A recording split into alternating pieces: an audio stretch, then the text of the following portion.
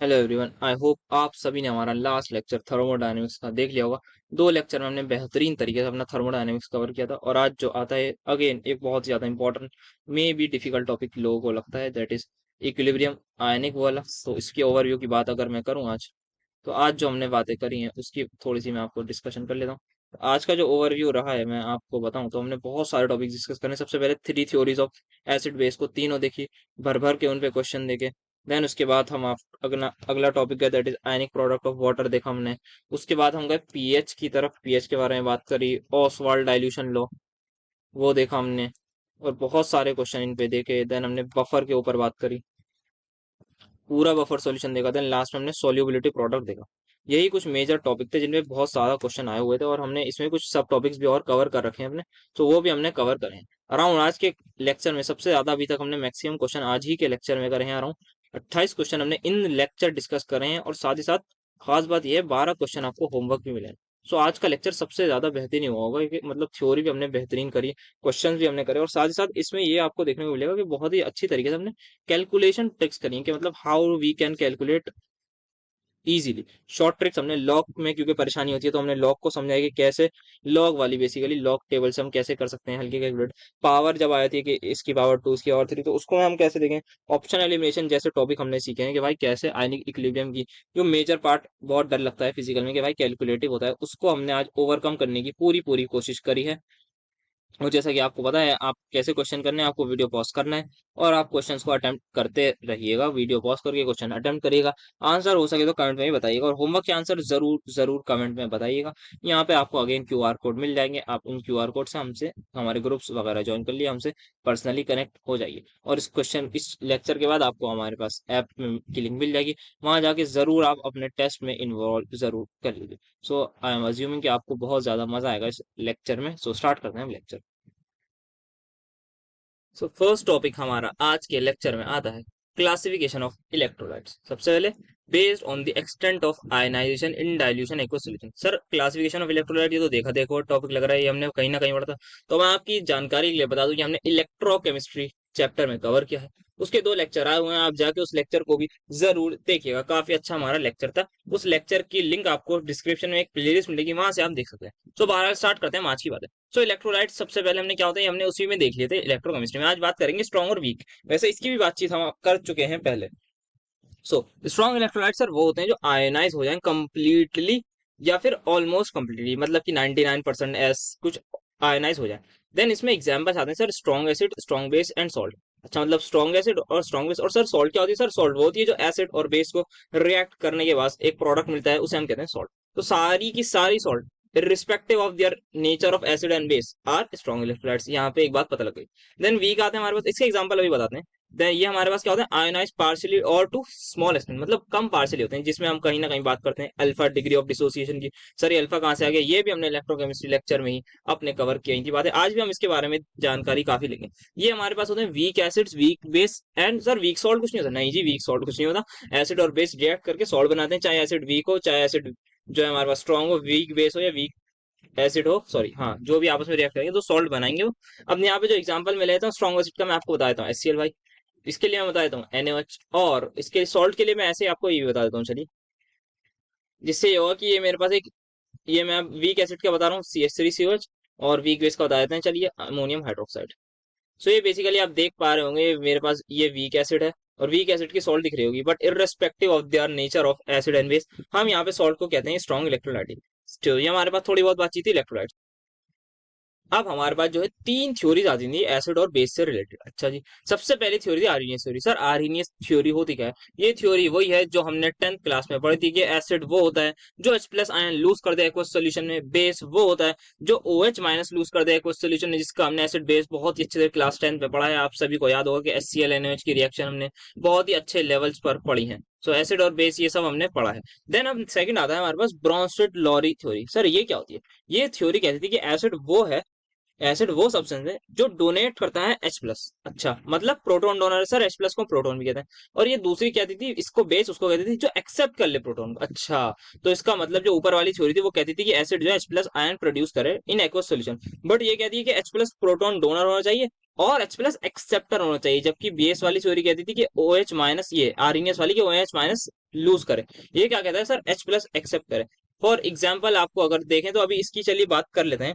अब इसका एग्जांपल ले लेते हैं, कॉन्जुगेट एसिड और कॉन्जुगेट बेस का थोड़ा सा कंसेप्ट समझते हैं। तो सबसे पहले ब्रोंसिड एसिड के बारे में बताऊं तो HCl क्या एक ब्रोंसिड एसिड होगा, देख लेते हैं। ये पानी में जाके इसमें डिसोसिएट हो जाएगा। क्या ये H प्लस दे रहा है, क्या ये प्रोटॉन दे रहा है, यस दे रहा है। तो क्या ये ब्रोंस्टेड लॉरी थ्योरी के हिसाब से एसिड होगा, यस बिल्कुल होगा। अब बात करते हैं सर ब्रोंस्टेड बेस की, यहीं पे इसी से समझाता हूँ। ये मेरे पास एक Cl है सर, Cl नेगेटिव है, हाँ। क्या मैं अगर Cl नेगेटिव को H प्लस से रिएक्ट करूं तो क्या मुझे HCl मिल जाएगा, यस सर बिल्कुल मिल जाएगा। क्या इन दिस पर्टिकुलर केस Cl ने हमारा H प्लस एक्सेप्ट किया है, मतलब सर प्रोटॉन एक्सेप्ट किया है, बिल्कुल किया है। तो क्या मैं कह सकता हूँ ये मेरा ब्रोंस्टेड लॉरी बेस कहलाएगा। In this particular case it is Bronsted Lowry base.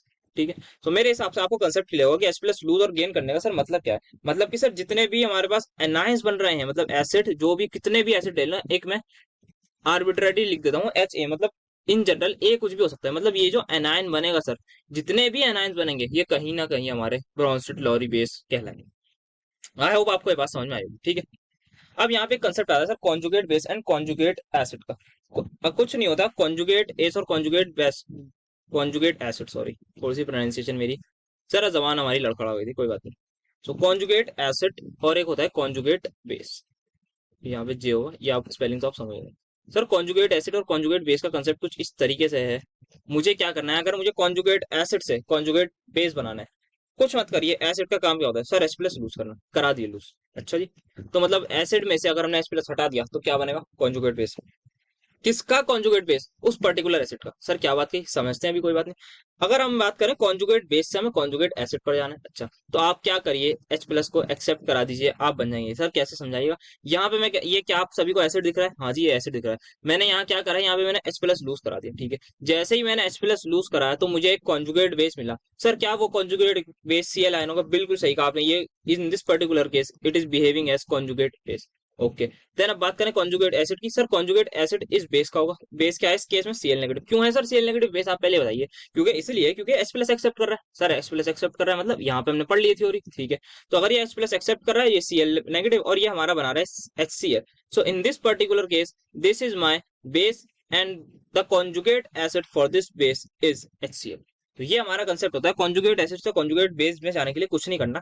H plus को लूज कर देंगे तो वो बन जाएगा conjugate base, H plus accept करा देंगे तो वो बन जाएगा कॉन्जुगेट एसिड। अच्छा, तो एक बात यहाँ से बिल्कुल साफ साफ आ रही है, जब भी आर्रीनियस थ्योरी की बात है तो हमें कहीं ना कहीं ये बात ध्यान रखनी है कि हर हाल में स्पीशीज के पास कहीं ना कहीं बेसिकली एसिड के पास H प्लस जरूर होना चाहिए। ये बात ध्यान रखो, H प्लस जरूर होना चाहिए, तभी वो कॉन्जुगेट एसिड और कॉन्जुगेट बेस इन सब की कैटेगरी में फॉल करेगा। ठीक है सर, समझ गया।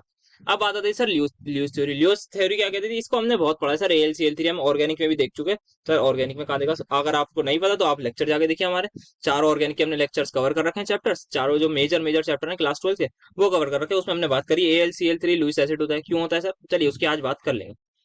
सो लुइस एसिड क्या होता है, एक ऐसी स्पीशी जो इलेक्ट्रॉन पेयर एक्सेप्ट करे। इलेक्ट्रॉन पेयर मतलब सर लोन पेयर, हाँ जी बिल्कुल सही कहा, लोन पेयर।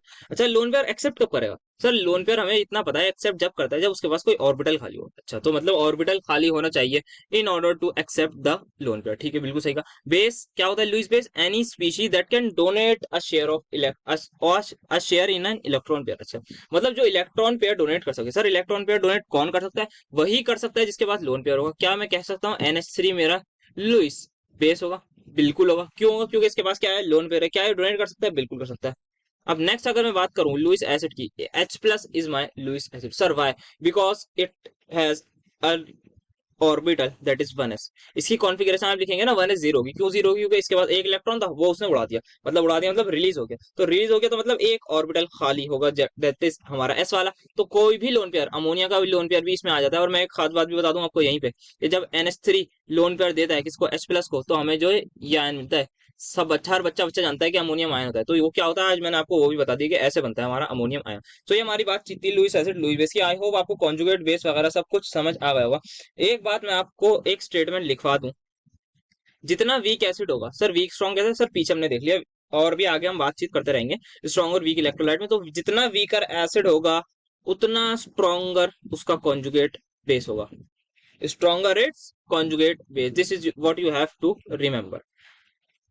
जितना वीक एसिड होगा सर, वीक स्ट्रॉन्ग की बात आगे करते रहेंगे। आपका जब पूरा चैप्टर होगा ना, आप इस स्टेटमेंट को बहुत इजीली लिखेंगे, पता नहीं क्या स्टेटमेंट, इतनी आसान स्टेटमेंट भी कोई लिखता है, आप ऐसा कह रहे हो। तो चलिए अब देखते हैं, हमने ये शायद थ्योरी पढ़ ली, अब नेक्स्ट टॉपिक। सो यहाँ पे इन्होंने वही बात कर रखी है सर, कॉन्जुगेट एसिड बेस के बारे में। कॉन्जुगेट एसिड बेस पे हमारे पास क्या होता है, Bronsted Lowry base, Bronsted conjugate acid. ये हमारे पास एच है, ये हमारे पास कोई भी है। ये जो बी स्पीशी है ना सर, ये हमारी H प्लस एक्सेप्ट कर रही है, मतलब अगर वो H प्लस एक्सेप्ट कर रही है तो इसका मतलब क्या है, कौन H प्लस एक्सेप्ट करता है, जो बेस होता है। कौन सा बेस होता है, ब्रॉन्स्टेड बेस। एंड ये उसका फिर कॉन्जुगेट एसिड बना रही है आफ्टर रिएक्टिंग। ये मेरा ब्रॉन्स्टेड एसिड, ये इसका कॉन्जुगेट बेस ये हुआ। ये कुछ इस तरीके से हमने इसकी बातचीत कर ली। यहाँ पे इन्होंने लिख रखा है एसिड में H प्लस हटा दीजिए, कॉन्जुगेट बेस बन जाएगा, बेस में H प्लस ऐड कर दीजिए, कॉन्जुगेट एसिड बन जाएगा। एक चीज और बता दूं सर, H2O क्या होता है। According to Bronsted Lowry base, क्या मैं कह सकता हूँ H2O can be broken as H plus और O माइनस, यस। तो इसका मतलब क्या हुआ, पानी ने क्या करा सर, H प्लस लूज कर दिया। अगर इसने H प्लस लूज कर दिया तो क्या हो जाएगा, ये कहलाएगा मेरा ब्रॉन्स्टेड लोरी एसिड, बिल्कुल सही। अब एक और चीज, क्या मेरा वाटर जो है वो H प्लस गेन भी कर सकता है सर, कैसे कर सकता होगा। क्या आप सभी ने इस आयन का नाम देखा है, स्टीरियो पॉजिटिव। जैसे ये कैसे बनता है इसको भी आज देख लेते हैं जल्दी से।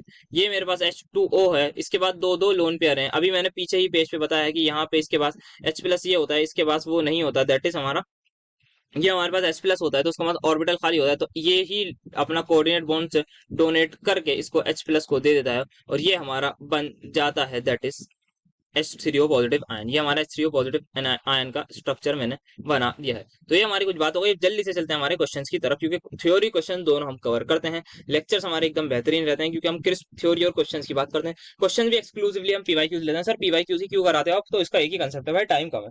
और टाइम ज्यादा हो तो हम बहुत सारे क्वेश्चन पे बात कर ले होते हैं, लेकिन अभी टाइम कम है तो हम इसी पर बात करते हैं, पीवाईक्यूज पर ही, उसी पे ज्यादा फोकस रखते हैं, बिकॉज वही रेलेवेंट है। और आप बस मेहनत करते रहिए, हम भी मेहनत करते रहेंगे, आप भी करते रहिए, जरूर रिजल्ट कुछ ना कुछ इंप्रूव, रिजल्ट मैं नहीं कहूंगा, मैं इंप्रूवमेंट पे फोकस करता हूँ कि इंप्रूवमेंट होनी चाहिए लाइफ में। अगर कुछ भी करना है तो उसके लिए इंप्रूवमेंट जरूरी होती है। आप कीप्स ऑन कांस्टेंट इंप्रूवमेंट जरूरी होनी चाहिए, कुछ भी चीज कर रहे हो आप, इरिस्पेक्टिव ऑफ मतलब किसी भी फील्ड में कर रहे हो, तो ये तो है। चलिए, तो बहरहाल थोड़ी बहुत बातचीत होगी, चलते हैं क्वेश्चन की। तो यहाँ पे मैंने पीछे आपको बता भी दिया, यहाँ पे भी लिखा हुआ, इसको भी देख लेते हैं कि ये कह रहे हैं सर कि amphoteric nature of water. Amphoteric का मतलब क्या होता है, जो एसिड की तरह भी रिएक्ट कर ले, बेस की तरह। क्या पीछे अभी आपने देखा है कि वाटर जो है H2O जो था वो H प्लस लूज भी कर रहा था, H प्लस गेन भी कर रहा था, H प्लस गेन करके H3O पॉजिटिव बना रहा था, H2O में से H प्लस लूज करके H प्लस और OH माइनस बना रहा था। ये बातचीत देखनी हमने। यहाँ पे एग्जांपल है, H2O को अम्मोनिया से रिएक्ट करा दिया हमने, तो क्या हुआ सर, यहाँ पे जो इसने H प्लस लूज करके NH4 बना दिया, ये इसका भी स्ट्रक्चर हमने देख लिया कैसे बनता है, ये सब कुछ देख लिया हमने।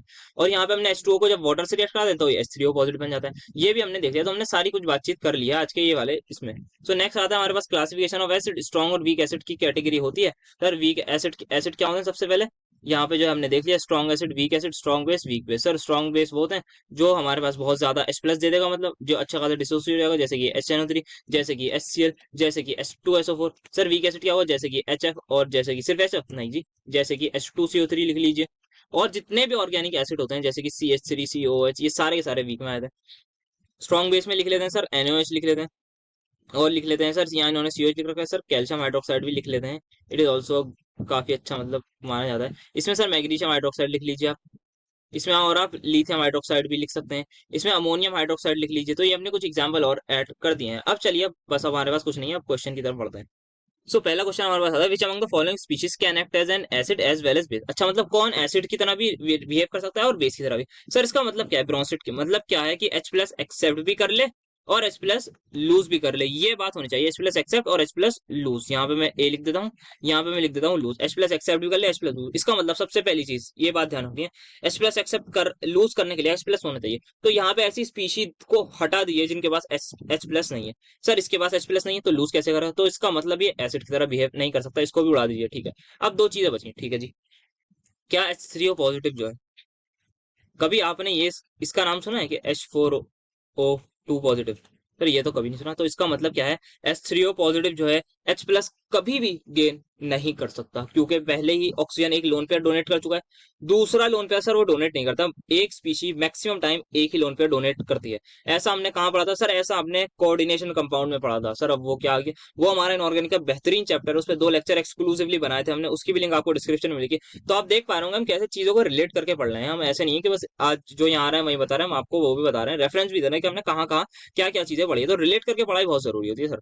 तो चलिए, हमने थोड़ी बहुत बातचीत भी हम करते रहते हैं। तो H3O पॉजिटिव जो है हमारे पास H प्लस एक्सेप्ट नहीं कर सकता, ये कहीं ना कहीं रिलेट हो रहा है हमारे लिगेंड से लेके एंड ऑल। उसमें जाके आप देखिएगा, उसमें आपको जरूर मिलेगी ये बात। सो हमारे पास H3O पॉजिटिव जो है वो हमारे पास H प्लस एक्सेप्ट तो नहीं कर सकता, तो इसका मतलब इसको भी हटा दीजिए। अगर एक्सेप्ट नहीं कर सकता तो लूज तो कर सकता है सर, ये लूज कर सकता है। इसको आप माइनस H प्लस करेंगे तो ये हमारा H2O में तब्दील हो जाएगा, ये बात तो आप सभी को बताओगे। देन यहाँ SO4 नेगेटिव है, इस पे जैसे H प्लस ऐड करूंगा तो ये बन जाएगा हमारा सल्फ्यूरिक एसिड। यस सर, इसका नाम तो हमने बहुत सुना है। वहीं अगर ये H प्लस लूज करेगा तो ये बन जाएगा SO4 2 माइनस। सर इसका नाम भी हमने सुना है, यहाँ पे माइनस H प्लस, यहाँ पे प्लस H प्लस। सो हमारा आंसर हो जाएगा यही। इस सर पहला क्वेश्चन था, हमने इसीलिए इस क्वेश्चन पे बहुत ज्यादा टाइम दिया है ताकि आप समझ सकें 2022 में आया क्वेश्चन है। नेक्स्ट क्वेश्चन में हम टाइम नहीं देंगे सर, नेक्स्ट क्वेश्चन में तुरंत हम बहुत तेजी से उड़ाएंगे इस टाइप का क्वेश्चन जब भी आएगा। तो चलते हैं नेक्स्ट की तरफ। So which of the following is the conjugate acid. अच्छा, इसका कॉन्जुगेट एसिड बताना है, मतलब अगर इसका कॉन्जुगेट एसिड बताना है, मतलब ये क्या है? बेस है। बेस है तो मतलब एसिड कैसे बनेगा सर? H प्लस एक्सेप्ट करके बनेगा, लूज करके नहीं बनेगा। H प्लस एक्सेप्ट, तो इसमें एक H प्लस ऐड कर दिया, मतलब ये जो है हमारे पास RNH3 हो जाएगा, और साथ ही में H प्लस है तो मतलब प्लस लग जाएगा, तो RNH3 प्लस वाला आंसर हो जाएगा। That is option number B. Time waste नहीं करना है, बढ़ते हैं नेक्स्ट क्वेश्चन की तरफ बस। Identify base for the following equation according to law. अच्छा, हमें जो है इस बीएल थ्योरी के अकॉर्डिंग हमें बताना है बेस। सर बेस क्या होता है? जो H प्लस लूज कर दे, जो H प्लस लूज कर दे। सर इसमें कौन H plus, sorry H plus gain कर ले, sorry sorry H plus gain. थोड़ा सा मैं भी जरा भावनाओं में बह जाता हूँ, मैं भी आदमी हूँ, इंसान हूँ। H प्लस गेन कर ले। सो H प्लस गेन कौन कर रहा है इसमें? आप सभी को दिख रहा होगा, H3O positive H plus gain कर रहा है। H3O पॉजिटिव गेन नहीं कर रहा, H2O गेन करके H3O पॉजिटिव बन रहा है, ये बात ध्यान रखनी है। जब भी कभी आंसर आएगा ना हमारा, तो हमारे पास रिएक्टेंट साइड पे भी हमें फोकस रखना होगा। एसिड के केस हमें ये बताना है ना बेस। तो किसने एक्सेप्ट करा है सर? इसने एक्सेप्ट करा है, तो यही हमारे, क्योंकि इसके पास क्या है? लोन पेयर था। तो लोन पेयर वाली थ्योरी पे नहीं जाते हैं, वो लुईस के बारे में हो जाएगी। तो ये हमारा एक्सेप्ट कर रहा है, यहाँ पे आपको दिख रहा होगा ये एक्सेप्ट करके इसमें कन्वर्ट हो रहा है, तो H2O हमारा आंसर होगा। आई होप आपको क्वेश्चन समझ में आ रहे होंगे और आप पॉज करके जरूर क्वेश्चंस को अटेम्प्ट कर रहे होंगे। और कोई भी डाउट आ रहा है जरूर कमेंट में। Which of the following substance is not defined as an acid and base according to sir Arrhenius theory? Sir Arrhenius theory हमारी बात करती है सर H प्लस वाले एसिड के लिए, और OH माइनस जो है लूज कर दे बेस को। अच्छा, तो H प्लस और OH माइनस वाले देखने। सर ये H प्लस हमारे पास कर सकता है लूज, ये OH माइनस कर सकता है लूज, बिल्कुल सही। तो ये आंसर नहीं हो सकता, क्योंकि ये हमारे आर्हीनियस थ्योरी से सही बात कर रहे हैं। ये भी हमारे पास H प्लस लूज कर सकता है, ये हमारे पास OH माइनस कर सकता है। सर ये भी H प्लस कर सकता है, ये भी OH माइनस। पर यहाँ पे सर ये जो AlCl3 है, इसके पास H प्लस है, तो कहाँ से लूज करेगा जब इसके पास H प्लस है ही नहीं? तो इसका मतलब ये आर्हीनियस थ्योरी के हिसाब से एसिड नहीं होगा, और ये बेस नहीं होगा क्योंकि उसके पास OH माइनस नहीं है। सो वैसे ये लुईस एसिड और लुईस बेस है, तो हमारे पास आर्हीनियस के हिसाब से नहीं है। सो ये भी हमने एक चीज देख ली कि कहाँ पे कॉन्ट्रडिक्शन भी हो सकती है कि एसिड और बेस हमारे चेंज हो रहे हैं अकॉर्डिंग टू उनके हिसाब से, कि आर्हीनियस के हिसाब से भाई नहीं है पर लुईस के हिसाब से। सो बढ़ते हैं next. Which activity from the following is executed by Lewis base? Sir Lewis base क्या करता है सर? लोन पेयर डोनेट करता है, लोन पेयर डोनेट करता है। देखिए आंसर करिए, बढ़ते हैं नेक्स्ट की तरफ without. According to BL theory identify the basis in the following reaction. अच्छा, इस रिएक्शंस में इन द रिएक्शन बेसिस बताने। अच्छा जी सर, बेसिस क्या होते हैं देखते हैं, चलिए। सर सबसे पहले ब्रॉन्स्टेड लॉरी की वजह से उससे एच बेस वो होता है जो हमारा H प्लस एक्सेप्ट कर सकता है। क्या मतलब सर? जो भी क्या कर सकता है? H प्लस एक्सेप्ट कर सकता है, ठीक है सर। यहाँ पे इन द स्पीशी कौन H प्लस एक्सेप्ट कर रहा है सर? ये हमारा जो है H प्लस एक्सेप्ट कर रहा है। सो इसका मतलब जो है ClO4 माइनस जो है हमारा क्या होगा? ये हमारा कहलाएगा Bl बेस, ठीक है सर। तो ये हमारा जो है Bl बेस होगा। तो यहाँ पे ClO4 माइनस को देखिए सर, ये तो नहीं होगा, ये भी हटा दीजिए। तो उसका मतलब या तो ये होगा या ये होगा, ठीक है। दूसरी बात, इन दिस क्वेश्चन क्या आप सभी को यहाँ पे एक चीज दिख रही होगी कि इसने एक तो H प्लस एक्सेप्ट करा, दूसरा जो है यहाँ पर इसको देखिए, अगर मैं इस रिएक्शन को उल्टी कर दूं, इस रिएक्शन को उल्टी कर दूं तो क्या हो रहा है?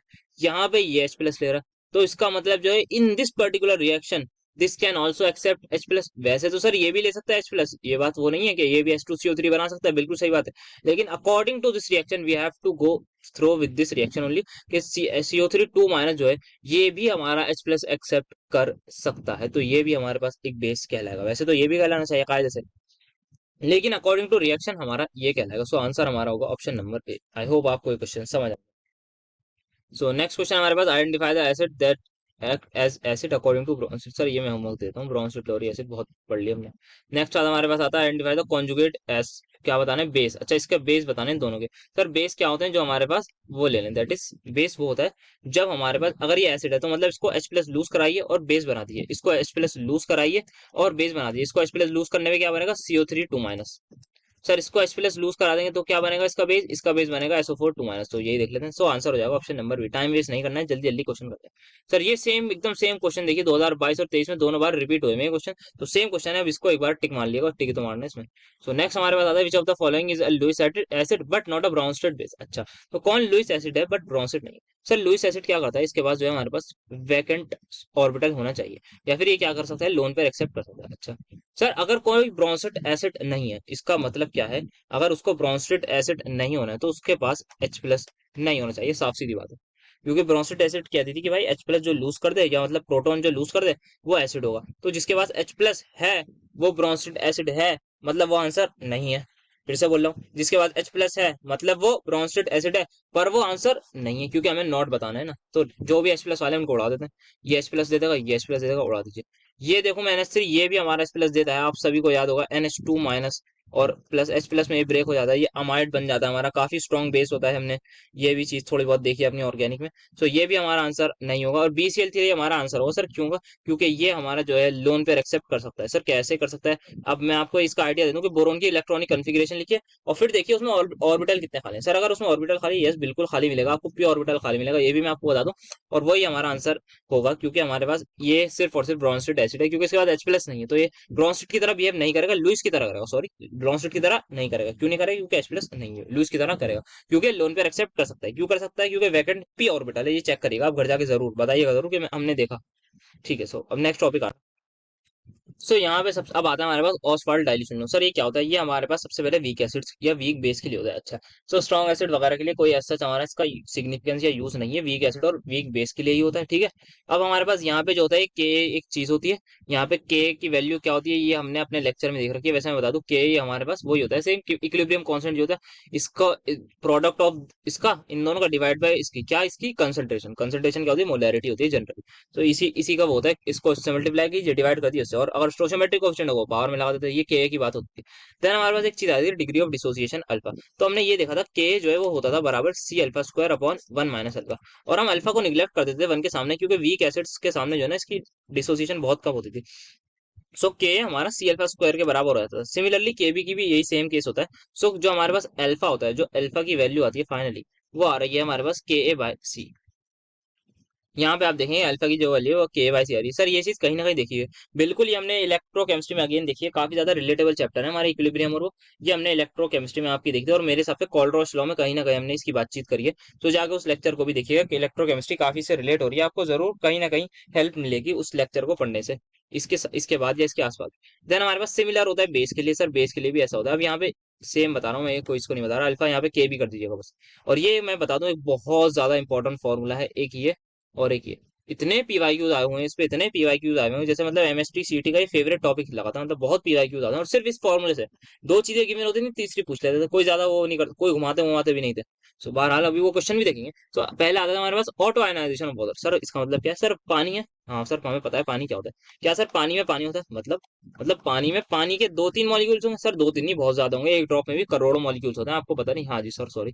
तो एक ड्रॉप में भी बहुत ज्यादा मॉलिक्यूल्स होते हैं पानी के, हमें पता है। सो H2 आपस में जब रिएक्ट करेगा तो एक आप सभी ने देखा होगा कि वाटर जो है एसिड की तरह भी बिहेव कर सकता है, बेस की तरह भी बिहेव कर सकता है। सपोज करते हैं दो मॉलिक्यूल्स ऑफ वाटर है, एक को बिहेव कराइए एसिड की तरह, मतलब फिर दूसरा करेगा बेस की तरह, मतलब एक कर रहा है एक्सेप्ट H प्लस को, दूसरा कर रहा है लूज H प्लस को, तो यही हमारा कहलाएगा आयनाइजेशन इक्विलिब्रियम ऑफ वाटर के। एक मॉलिक्यूल लूज करेगा, एक गेन करेगा, कैसे क्यों करेगा बातचीत कर लिया हमने शुरुआत में लेक्चर में। देन हमारे पास एक चीज आती है sir ionic product. Ionic product कुछ नहीं होता, उसको हम KW से डिनोट करते हैं। ये बस हमारा कॉन्सेंट्रेशन ऑफ H3O पॉजिटिव या फिर H प्लस आयंस इनटू इसका प्रोडक्ट होता है, बस ये होता है KW। और एक चीज ध्यान रखनी है, एट फॉर प्योर वाटर, मतलब जब वाटर प्योर हो, मतलब इसका मतलब कोई इम्प्योरिटी नहीं है, और H प्लस और OH माइनस की कॉन्सेंट्रेशन बराबर होती है इसके। इन दोनों को जैसे ही मैं मल्टीप्लाई कर दूंगा 10⁻⁻7 इंटू 10⁻⁻7 को यहाँ पे मैं कर दूं कि हमारी कॉन्सेंट्रेशन बराबर होती है 10 इंटू दिस, तो ये मेरा आंसर आया था 10⁻⁻14 के बराबर। So ionic product for pure water, बात ध्यान से सुनिएगा, ionic product for pure water is equal to this. ये बात ध्यान रखिए, बहुत जगह काम आएगी। कहीं ना कहीं रीजन आता है हमारे पास, पीएच स्केल जो है 14 तक क्यों होता है, वो इसी वजह से आता है। बढ़ते हैं हम नेक्स्ट टॉपिक की तरफ। बात करते हैं पीएच की। सर पीएच क्या होती है? सर पीएच की फुल फॉर्म सबसे पहले होती है पोटेंस हाइड्रोजन। अच्छा जी, तो पीएच की फुल फॉर्म तो हमें पता लग गई, पोटेंस हाइड्रोजन। एक स्केल होता है पीएच स्केल। सर ये क्या होता है? ये बच्चे बच्चे को पता है, हमने 10th क्लास में पढ़ा होता है पीएच स्केल के बारे में। हम सभी जानते हैं पीएच स्केल होता क्या है, ठीक है सर, ये भी बात हो। अब हमारे पास वी ऑल नो, जब भी एसिडिक कोई सोल्यूशन होता है तो एसिडिक सोल्यूशन के लिए H प्लस आयन की कॉन्सेंट्रेशन ज्यादा होती है OH माइनस से। यस सर पता है, तभी तो हमारे पास H प्लस आयन, वही तो कहते हैं एसिड क्या करता है H प्लस आयन। तो जहाँ H प्लस आयन ज्यादा होंगे वहीं पर हमारे पास वो हो जाएगा आपका, क्या कहते हैं सर, एसिड हो जाएगा वो एसिडिक, क्योंकि H प्लस ज्यादा है। जब OH माइनस ज्यादा होंगे तो वो बेस हो जाएगा। अगर H प्लस और OH बराबर हो गए तो उसको कह देंगे हम क्या, उसको कह देंगे हम न्यूट्रल। ठीक है, ये बात तो हमें पता थी। अब यहाँ पे H प्लस आयन की कंसंट्रेशन ज्यादा, मतलब कितनी ज्यादा होगी? वन इससे ज्यादा होगी। सर इससे ज्यादा क्यों होगी? क्योंकि हमने पता पढ़ा है कि पीछे ही पेज पर ये जो हमारे पास OH माइनस और H वो होती है, इसकी कॉन्सेंट्रेशन 10⁻⁻17 के ही -7 × -7 के बराबर होती है। ये बात हमें अगर पता होगी तो हम इस चीज को समझ गए होंगे कि यहाँ पे ये ज्यादा क्यों लिखा हुआ है। सो इसी वजह से हमारी पीएच जो है इससे कम है। सर पीएच होती क्या है ये तो बताइए। हाँ, इस पे बात करते हैं, पीएच होती क्या है। सो पीएच का जो फॉर्मूला होता है वो होता है minus of log of H plus ion की कॉन्सेंट्रेशन। अच्छा, तो लॉग वॉग क्या होता है सर, इसके बारे में थोड़ा बहुत बता दीजिएगा। हाँ सर बात कर लेंगे, वो क्वेश्चन में भी बात करेंगे और यहाँ भी थोड़ी बहुत देख लेंगे। ये लॉग माइनस ऑफ लॉग कर लीजिए H प्लस आयन को। मेरे हिसाब से मैं लॉग पढ़ाने नहीं जाऊंगा, क्योंकि लॉग पढ़ा दिया तो फिर मतलब क्या ही बचेगा लेक्चर में, लॉग पढ़ाने बैठूंगा। मैं एक थोड़ा सा आइडिया दे दूँ लॉग का, आपको कुछ प्रॉपर्टीज कुछ वैल्यूज बता दूं। बल्कि जो लॉग टू होता है, जब भी आपको लॉग टू दिखे तो उसकी वैल्यू आप याद रख लीजिए कुछ कुछ। उसकी वाली लॉग टू की वैल्यू होती है 0.30, लॉग थ्री आ जाता है फिर हमारे पास। लॉग थ्री की वैल्यू होती है आई गेस अप्रोक्सीमेटली 0.4 के आसपास। Let me just have a look कि एक बार मैं कंफर्म कर लूँ। लॉग थ्री की वैल्यू होती है तो ये होती है 0.48। 0.48 लॉग फोर की वैल्यू जो हमारी होती है, लॉग फोर को मैं लिख सकता हूँ लॉग टू का स्क्वायर। तो ये जब टू होता है ना, लॉग की प्रॉपर्टी होती है सर, ये कहता है लॉग फोर जब होगा ना हमारे पास, तो ये लॉग टू का स्क्वायर होगा, तो ये टू जो है मेरे पास यहाँ पीछे आ जाएगा। तो मतलब टू टू मल्टीप्लाई कर दीजिए लॉग टू की वैल्यू, मतलब 0.6 होगी। ये क्या लिखा है मैंने, लॉग फोर लिखा है, ये ध्यान रखिएगा भाई। ये अब log 4 के बाद आता है हमारे पास log 5 की वैल्यू 0.7 होती है। देन log 6 आता है हमारे पास, log 6 की वैल्यू होती है 0.78। देन log 7 की वैल्यू मुझे नहीं लगता इतना ध्यान रखने की जरूरत है, बस log 10 की वैल्यू भी हमें पता होती है, log 9 की। log 8 की वैल्यू याद रख लीजिएगा। log 8 क्या होता है सर? तो log 8 होता है log 2 का क्यूब। 2 का क्यूब मतलब पीछे ले आओ 3 को, तो मतलब 3 टाइम्स ऑफ log 2। तो log 8 की वैल्यू जो है वो 3 टाइम्स हो जाएगी log 2 के, दैट इज 0.9। ये कुछ वैल्यूज हमें याद रखनी है। सो पीएच हमें पता लग गई क्या होती है, ये हमें पता लग गया ज्यादा कम के बारे। हाथ के हाथ ये भी देख लेते हैं कि न्यूट्रल वाले की सर इतनी पीएच क्यों होती है। इसलिए होती है क्योंकि आप इसका जब लॉग लेंगे, so pH is for pure water is equal to minus log 1 × 10⁻⁷ को मैं ऐसे ही डायरेक्ट लिख सकता हूँ दिस। तो यहाँ पे -7 पीछे मल्टीप्लाई में आ जाएगा, जैसे ही -7 मल्टीप्लाई का मतलब 7, 7 log 10। सर log 10 और बेस हमारे 10 होती है, ध्यान रखना भाई, ये जो log है ना ये बेस 10 वाला होता है। log 10 और बेस भी 10, वो भी 10 हमारे पास आर्ग्यूमेंट, तो हमारा क्या हो जाएगा, ये 1 के इक्वल हो जाएगा। तो ये हो गया 1, तो आंसर आ गया 7। तो इसीलिए पीएच न्यूट्रल की हमारे पास 7 होती है। बाकी सबकी उससे कम होती है, उससे ज्यादा होती है। ये सब कंसंट्रेशन पर बात करेंगे। सो अब चलते हैं नेक्स्ट टॉपिक। अब टॉपिक हमारे पास आता है sir acidity and basicity of salt. Sir मतलब सॉल्ट भी एसिडिक बेसिक क्या होते हैं? हाँ भाई बिल्कुल होती है। सर कैसे, जरा देखते हैं। सबसे पहले आती है salt of strong acid and strong base. Sir strong acid strong base क्या हमने पढ़ लिया, स्ट्रॉन्ग इलेक्ट्रोलाइट में भी देख लिया। अलग से स्ट्रॉन्ग एसिड और वीक एसिड देख लिया। सर NaCl क्या है? NH और HCl को रिएक्ट करके क्या बनेगा, NaCl बनेगा। तो क्या है HCl strong acid, NaOH strong base. क्या बनी? स्ट्रॉन्ग सॉल्ट नहीं बल्कि सॉल्ट बनी है जो कि न्यूट्रल होगी, ये बात ध्यान रखनी है। ये हमारे पास HNO3 और KOH से बनी होगी। ये हमारे पास H2SO4 और NaOH से बनी होगी। तो सारी स्ट्रॉन्ग एसिड और स्ट्रॉन्ग बेस की सॉल्ट है, ये हमारे न्यूट्रल होते हैं। सर न्यूट्रल का मतलब होता है pH इक्वल टू 7। हाँ जी, ये बात सही है। अब strong acid and weak base. अच्छा सर मतलब वीक बेस है और स्ट्रॉन्ग एसिड है। वीक बेस क्या होता है? कम आयनाइज होता है, मतलब कम OH माइनस देगा। अगर कोई चीज कम OH माइनस दे रही है तो रिलेटिवली बताइए क्या ज्यादा होगा? रिलेटिवली H प्लस आयन ज्यादा होगा। अगर H प्लस ज्यादा हो तो सोल्यूशन क्या होगा सर? एसिडिक होगा। एसिडिक हुआ मतलब pH जो है वो <<7 होगी, ये बात ध्यान रखिए। सिमिलरली वीक और उसमें क्या हो जाएगा, pH जो है हमारे पास <<7 हो जाएगी, अगर क्या है वीक एसिड और स्ट्रॉन्ग बेस है। वहीं अगर इसकी बात होगी तो ये डिपेंड करता है जनरली हमारे पास के क्या किसका है। अगर के ज्यादा हुआ तो हमारे पास सोल्यूशन एसिडिक होगा, अगर के भी ज्यादा हुआ तो हमारे पास सोल्यूशन बेसिक होगा। यदि बराबर होगा तो ये हमारे पास जो है सोल्यूशन अगेन न्यूट्रल हो जाता है, pH इक्वल टू 7 हो जाती है। ठीक है, तो ये हमारे पास pH जो है हमारे पास 7 हो जाएगी इस केस में। और बाकी में डिपेंड करेगा हमारे पास के क्या है और के भी क्या है। ठीक है, तो चलते हैं हम नेक्स्ट टॉपिक तरफ। विच अमंग द फॉलोइंग, सर पहला क्वेश्चन आ गया, salt solution in water is acidic, मतलब अच्छा एसिडिक बताना है। एसिडिक का मतलब क्या है सर? हमें वो देखना है जिसमें हमारे पास एक तो स्ट्रॉन्ग एसिड मिल जाए, स्ट्रॉन्ग एसिड की सॉल्ट हो। अच्छा सर देखते हैं इससे शुरू। सर ये हमारे पास वीक एसिड की सॉल्ट है, क्यों? क्योंकि CH3COH वीक एसिड होता है, तो ये तो हमारे पास एसिडिक नहीं दे सकता। यहाँ पे बात करें HCN, सर HCN भी हमारे पास वीक एसिड होता है, तो ये भी नहीं दे सकता। यहाँ भी HCN है तो ये भी वीक एसिड है। सर यही होगा। सर ये क्या है मतलब? ये हमारे पास KCl और COH होल्ड से मिलकर बनी है। तो COH क्या है सर, वीक बेस है, ये हमारे पास स्ट्रॉन्ग एसिड है। सॉरी KCl मैंने बहुत गलती से लिख दिया है, आई एम रियली सॉरी। यहाँ पे HCl आएगा, सॉरी। तो गलतियां होती रहती हैं, उनको हम माफ नहीं सुधारते रहते हैं। आप माफ कर देते हो तो आप माफ करेंगे, मैं सुधारता हूँ। तो HCl हमारे पास है, एसिड है, तो HCl एसिड है, तो मतलब स्ट्रॉन्ग एसिड है और वीक बेस है। जब ये रिएक्ट करेंगे आपस में तो सोल्यूशन एसिडिक होगा। क्यों होगा भाई, अभी 5 सेकंड पहले बात करी, दोबारा नहीं बता रहा उसमें। तो यस, हमारे पास ऑप्शन नंबर ए हो जाएगा। और अगर आपको पूछना है तो भाई कमेंट पे पूछिए, बिल्कुल जरूर बताएंगे हम। बट हाँ, ये ना लेक्चर की ड्यूरेशन थोड़ी कम रखनी है, इसलिए मैं जरूर नहीं रिपीट करता बहुत ज्यादा चीज। Which of the following salt solution in pure water has pH equal to 7? अच्छा, pH किसकी 7 के इक्वल होगी? सर हमने तो ये पढ़ा है, pH इक्वल टू 7 उसकी होती है जिसका Ka या Kb बराबर हो। सर Ka Kb मतलब जो वीक एसिड और वीक बेस का डिसोसिएशन कांस्टेंट। सर यहाँ पे Ka Kb की बात नहीं है, तो मतलब क्या देखना है, सीधा सा देख लो भाई कौन सा स्ट्रॉन्ग एसिड और स्ट्रॉन्ग बेस की सॉल्ट है, देखते हैं और आंसर मारते हैं विदाउट वेस्टिंग एनी टाइम। मेरे हिसाब से आंसर ऑप्शन नंबर सी होगा। ये जो हमारे पास ऑप्शन नंबर ए है, इसमें आपका वीक वो आ गया हमारे पास, क्या कहते हैं, वीक बेस आ गया NH4OH, इसमें भी वीक बेस आ गया, इसमें वीक एसिड आ गया। और आप बाकी आप खुद ही देख लिया भाई, इतना थोड़ी बताऊंगा, मतलब बता दिया क्योंकि मैंने बहुत सब कुछ। तो ये सब आप कुछ देखिए और एनालाइज करिए चीजों को। आप ऑप्शन को कुछ होमवर्क में भी तो लेंगे ना, थोड़ा बहुत एनालाइज करिए कि ये किससे किससे बना है। ये चीज आप जरूर बेसिकली बेसिकली होमवर्क में नीचे कमेंट्स में बताइएगा कि ये कौन से एसिड और कौन से बेस से बने हैं। Which among the following salt turn red litmus to blue? Sir litmus क्या होता है? सर ये तो बचपन की याद आ गई, हमने बचपन में पढ़ा था। लिटमस पेपर में कोई भी हमारे पास एसिड होगा, एसिड क्या करता था, रेड को ब्लू कर देता था। एसिड ही करता था, यस सर, एसिड हमारे पास रेड को ब्लू कर देता था। तो इसका मतलब जो भी एसिडिक सॉल्ट है वही हमारी ये काम करेगी। अब ढूंढते हैं एसिडिक सॉल्ट। तो ढूंढते हैं हमारे इसमें एसिड को भाई कितने वो हो गए, क्या आपको ध्यान नहीं आ रहा? बेस को ढूंढना है हमें। गलती कर दी मैंने, यहाँ पे हमें बेस काम करता है। तो बेसिक सॉल्ट ढूंढनी है, क्योंकि यहाँ पे सारी की सारी क्या है, सॉल्ट हैं। तो बेसिक सॉल्ट ढूंढनी है, मतलब जो स्ट्रॉन्ग बेस से बनी हो और वीक एसिड से बनी हो। अच्छा ठीक है, तो क्या सोडियम एसिडेट स्ट्रॉन्ग एसिड और स्ट्रॉन्ग एसिड? नहीं जी नहीं, ये हमारे पास स्ट्रॉन्ग बेस होता है NaOH और वीक वो होता है। सर सोडियम एसिडेट का एक बार फॉर्मूला लिख देते तो मजा आया था। तो इसका फॉर्मूला लिख देता हूँ, ये सोडियम एसिडेट का फॉर्मूला ये होता है। अब आपको पता लग गया होगा किस किस से बना है। कॉपर सल्फेट हमें पता है CuSO4 होता है, इसमें स्ट्रॉन्ग एसिड है। इसमें क्या है, NH4Cl में, इसमें भी स्ट्रॉन्ग एसिड है NH4Cl। इसमें हमारे पास दोनों चीजें जो है स्ट्रॉन्ग है, तो ये हमारे पास आंसर नहीं होगा। तो ये स्ट्रॉन्ग एसिड, तो हमारे पास एक ही आंसर होगा, दैट इज ऑप्शन नंबर है। आई होप आपको ये क्वेश्चन भी समझ आया होगा। बस हमें क्या बताना था, basic salt. Sir basic salt मतलब जिसमें जो है स्ट्रॉन्ग बेस हो। स्ट्रॉन्ग बेस हमारे पास NaOH है और ये हमारे पास वीक है। स्ट्रॉन्ग बेस हो और वीक एसिड हो, दोनों बात नहीं चलेगी। ठीक है, पढ़ते हैं। सो यहाँ पे हमारे पास सबसे पहले आता है what is the degree of dissociation of इतनी कॉन्सेंट्रेशन। और ये सर एक ही फॉर्मूला था जो आपने बताया था कि K is equal to C alpha square होता है। क्योंकि हमसे क्या पूछा, अल्फा पूछा है, तो अल्फा की वैल्यू जो हो जाएगी K/C का रूट आ जाएगी। K की value 1.8 into 10⁻⁵ divide by 0.05 into कुछ नहीं है मतलब, तो ये इक्वल आ जाएगा, अल्फा स्क्वायर लगा दीजिए, यहाँ पे आ जाएगा 40 को मैं डायरेक्ट लिख देता हूँ 4 इंटू 10⁻⁴। सो अल्फा की वैल्यू आ जाएगी मेरे पास 2 इंटू 10⁻²। आंसर हो जाएगा मेरा option number A. What is the pH of a solution containing this? अच्छा, तो हमें H प्लस आयन की कॉन्सेंट्रेशन दे रखी है 2.2 इंटू 10⁻⁻⁶। सर pH का फॉर्मूला क्या था? pH का फॉर्मूला था minus log of H plus ion. क्या था? Log H plus ion. H plus की वैल्यू क्या है ये? अब मैं इसकी एक ट्रिक बता रहा हूँ, जब भी कुछ ऐसे मल्टीप्लाई में लिखा हो और यहाँ पे माइनस पावर में हो ना, इसको डायरेक्ट ऐसे लिख दीजिए, 6 माइनस लॉग 2.2, बस ऐसे लिख दीजिए। इसका मतलब ये है, सबसे पहली बात, जो लॉग में जो 6 है, मतलब 6 से कम आएगा आंसर, 6 से कम आएगा मतलब 5 पॉइंट में आएगा, तो 5 पॉइंट में एक ही ऑप्शन होगा, उसको मार देंगे। तो इसको थोड़ा सा देख लें।